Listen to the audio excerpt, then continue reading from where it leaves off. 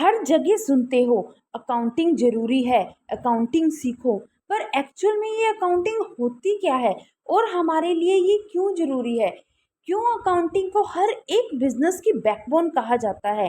तो आज अपने इस चैप्टर इंट्रोडक्शन ऑफ अकाउंटिंग में मैं आपको अकाउंटिंग के बारे में डेप्थ में नॉलेज दूंगी कि एक्चुअल में अकाउंटिंग है क्या। ये हमारी अकाउंटिंग की वीडियो का पार्ट 1 है। ठीक है, तो welcome back to our channel ledger leaf. अगर आपको हमारी ये वीडियो थोड़ी सी भी अच्छी लगेगी तो प्लीज़ इसको लाइक शेयर और सब्सक्राइब भी जरूर कर देना। तो चलिए बढ़ते हैं हमारी इस वीडियो में। Introduction to accounting. Introduction to accounting का मतलब होता है, इसमें हम सबसे पहले सीखेंगे कि what is accounting, accounting actual में है क्या। एक एग्जाम्पल की हेल्प से हम इसको समझते हैं। Imagine you run a small stationery shop, कि आप क्या कर रहे हो, एक छोटी सी स्टेशनरी शॉप को चला रहे हो। ठीक है, every day you sell pens pencils and notebooks. You need to know how much you earn and how much you spend and what's left as profit. कहते हैं कि मान लो आपकी दुकान पे कोई कस्टमर आता है, हर दिन बहुत सारे कस्टमर आ जाते हैं, आप किसी को पेन दे रहे हो, किसी को पेंसिल दे रहे हो, और भी एक्स्ट्रा जितनी भी स्टेशनरी की आइटम्स होती है वो प्रोवाइड करवा रहे हो। ठीक है, तो इससे क्या हो रहा है, आप अब कितना कमा रहे हो, कितना खर्च कर रहे हो, और एक्चुअल में आपको कितना प्रॉफिट हो रहा है, कितना नहीं हो रहा है। अब एक ह्यूमन माइंड है, ह्यूमन माइंड में हर दिन के ट्रांजैक्शंस को तो नहीं लिखा जा सकता, नहीं समझा जा सकता। तो इस करके इसी रीजन की वजह से हमें अकाउंटिंग की नीड पड़ती है। The process of keeping a record of such financial transaction is called accounting.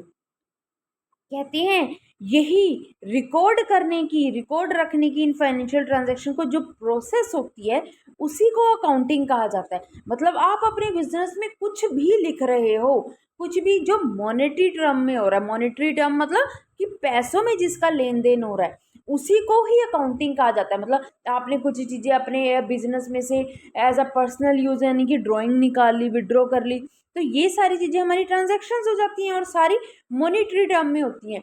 इसी को ही अकाउंटिंग कहा जाता है जब हम इसे रिकॉर्ड करते हैं। ठीक है, इसके बारे में और भी बहुत कुछ है, वो मैं आपको आगे की स्लाइड में समझाती हूँ।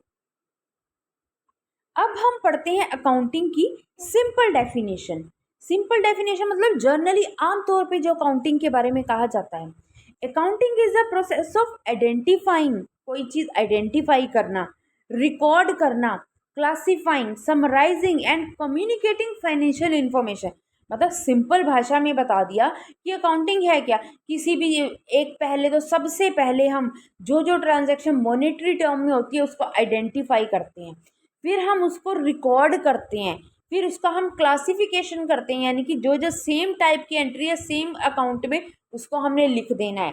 फिर हम समराइजिंग करते हैं, हम ट्रायल लेजर में लिखते हैं, ट्रायल बैलेंस बनाते हैं, प्रॉफिट एंड लॉस अकाउंट बनाते हैं, ट्रेडिंग अकाउंट बनाते हैं, और लास्ट में हम उसकी क्या बनाते हैं, अपनी फाइनेंशियल पोजीशन जज करने के लिए बैलेंस शीट बनाते हैं। और अगर कोई भी बाई चांस हमारे कोई भी प्रॉब्लम आ रही है तो कम्युनिकेशन होता है उस चीज़ का। ठीक है, इसके बारे में जो मोस्ट इंपॉर्टेंट डेफिनेशन दी है वो American Institute of Certified Public Accountants ने दी है।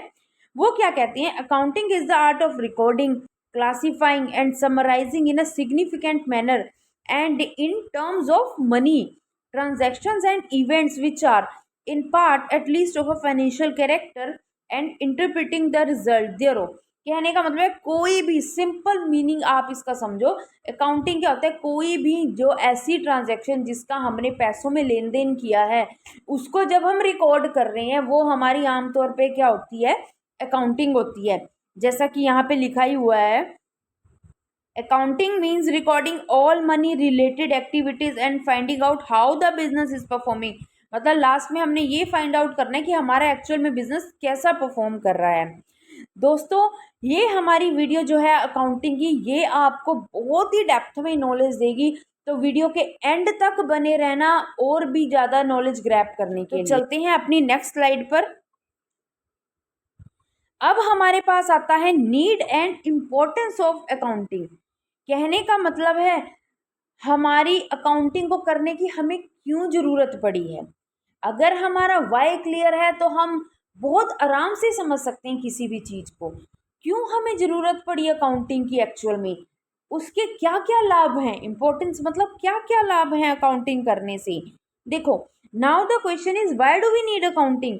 नीड ऑफ अकाउंटिंग, किसी चीज को रिकॉर्ड करना, रिकॉर्ड के बाद प्रॉफिट एंड लॉस, या तो हमें प्रॉफिट हो रहा है या हमें लॉस हो रहा है।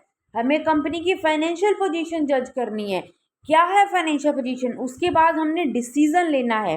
ठीक है, यही हमारी नीड ऑफ अकाउंटिंग होती है। ये मैंने एक फ्लो चार्ट आपके लिए बना दिया है, तो चलो इसको हम फुल डेप्थ में पढ़ते हैं।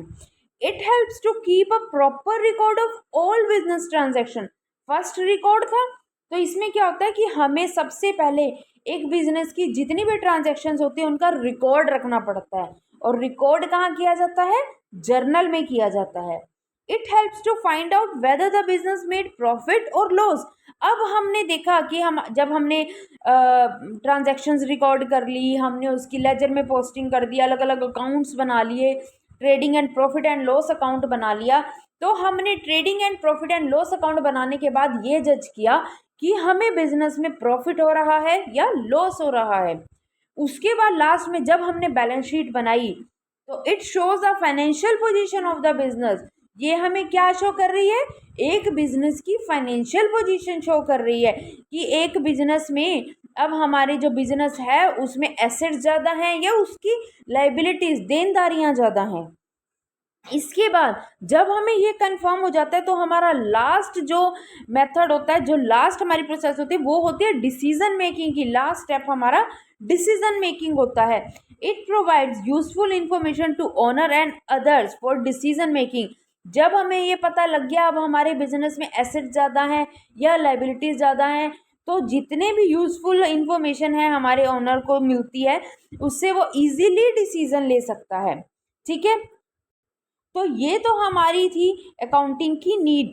ठीक है, इसके बाद नेक्स्ट स्लाइड पे मूव करते हैं। हाँ जी, अब हमारे पास आता है last topic, process of accounting. Accounting is not just writing numbers randomly, it flows a proper process. कहने का मतलब ये नहीं होता कि हमने कुछ भी उठा के कैसे भी अकाउंटिंग में रिकॉर्ड कर दिया, ऐसे ही कुछ भी लिख देना, ये एक अकाउंटेंट का काम नहीं होता। एक्चुअल में जो अकाउंटिंग होती है वो एक प्रोसेस को फॉलो करती है। अब वो प्रोसेस क्या होती है उसको हम देखते हैं वन बाय वन। सबसे पहले होता है identifying, find out which transactions are financial in nature, कि एक्चुअल में कौन सी ट्रांजेक्शन फाइनेंशियल है नेचर में, यानी कि कौन सी ऐसी ट्रांजेक्शन है जो मनी के रूप में जिसको हम मेजर कर सकते हैं।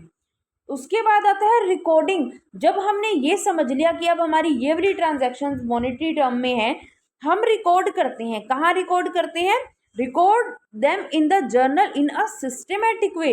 अब हम एक सिस्टमेटिक वे में जर्नल में रिकॉर्ड करते हैं।